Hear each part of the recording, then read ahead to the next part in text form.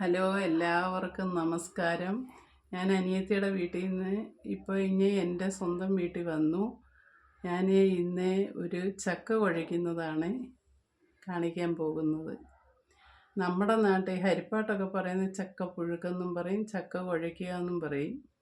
ഇപ്പം ചക്ക എങ്ങും ഇല്ല, പക്ഷേ എൻ്റെ പ്ലാവിൽ ഒരു ചക്കയുണ്ടായിരുന്നു. ലാസ്റ്റ് ഒരു ചക്കയുണ്ടായിരുന്നു. അത് ഞാൻ രാവിലെ എടുത്ത് എല്ലാം റെഡിയാക്കി വെച്ചിട്ടുണ്ട്. അത് കുഴയ്ക്കുന്നത് കാണാം. നമുക്ക് വീഡിയോയിലോട്ട് പോകാം. ആദ്യം കുറച്ച് വെളിച്ചെണ്ണ ഒഴിക്കുക, അടിക്ക് പിടിക്കാതിരിക്കാൻ വേണ്ടി. ഇനി നമുക്ക് ചക്ക വാരിയിടാം.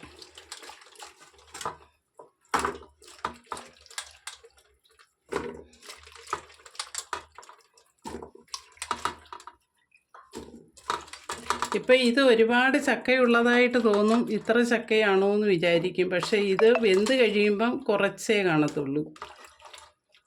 അപ്പം നമുക്ക് ഇച്ചിരി അമ്മയ്ക്കൊക്കെ, എൻ്റെ അമ്മയ്ക്കൊക്കെ കൊടുക്കണം എന്ന് വിചാരിക്കുന്നു. ചേട്ടൻ കൊണ്ട് കൊടുക്കുവാണെങ്കിൽ കൊടുത്തു വിടും. ഞാൻ ആ കരുവറ്റായി കൊണ്ടുവന്ന് കൊടുക്കണേ. ഞാൻ എന്തോ എടുത്താലും അമ്മയ്ക്ക് കൊടുക്കും.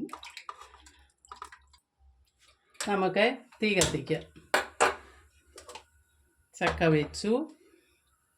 ഒരു ശകലം മുളക് പൊടി, സ്വല്പം മുളക് പൊടി,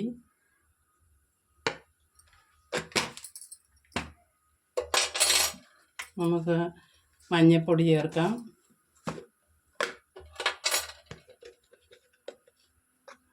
അത് ശകലം കൂടുതൽ വേണം, കാരണം ഈ ചക്കയിലെല്ലാം പിടിച്ചൊരു കളർ കിട്ടണ്ടേ. അതുകൊണ്ട് അത് ശകലം കൂടുതൽ വേണം. ഉപ്പ് ചേർക്കാം.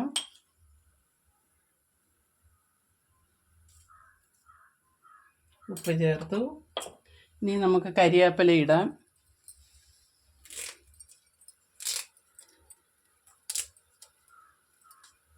കരിവേപ്പില ഇട്ടു. കുറച്ച് വെള്ളം മതി, ചക്കയ്ക്ക് വെള്ളമുള്ളതാണ്. കുറച്ച് വെള്ളം കൂടെ ചേർക്കാം. അടച്ചു വെക്കാം. ഇനി ചക്ക വേവട്ടെ. ഈ ചക്കയുടെ അരപ്പാണ്.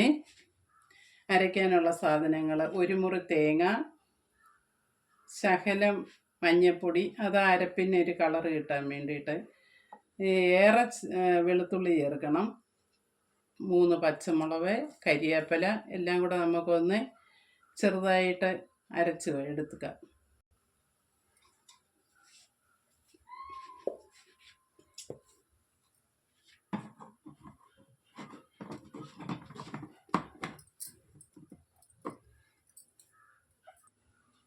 അവിയലിനൊക്കെ അരയ്ക്കുന്നത് പോലെ ചെറുതായിട്ടൊന്ന് തിരിച്ചെടുക്കാം.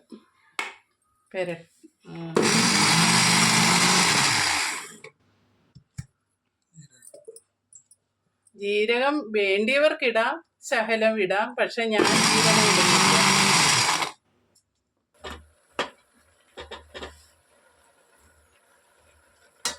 നമുക്ക് വെന്തോ എന്ന് നോക്കുവാണേ. ഒന്ന് ഇളക്കി വെച്ചു.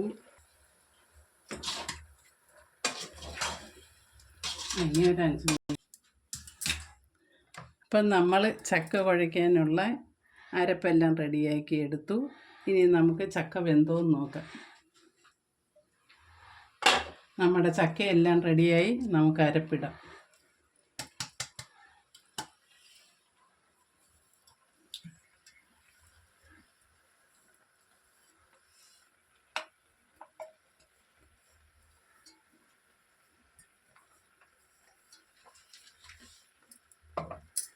വെളിച്ചെണ്ണ ഒഴിക്കാം.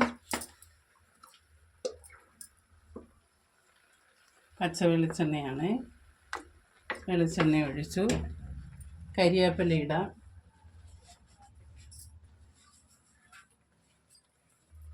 കരിവേപ്പില ഇട്ടു. ഇച്ചിരിയേറെ കരിവേപ്പില ഇടാം. എല്ലാത്തിനും കരിവേപ്പിലയല്ലേ നമ്മുടെ ഹൈലൈറ്റ്. നമുക്കൊന്ന് ഇളക്കാം.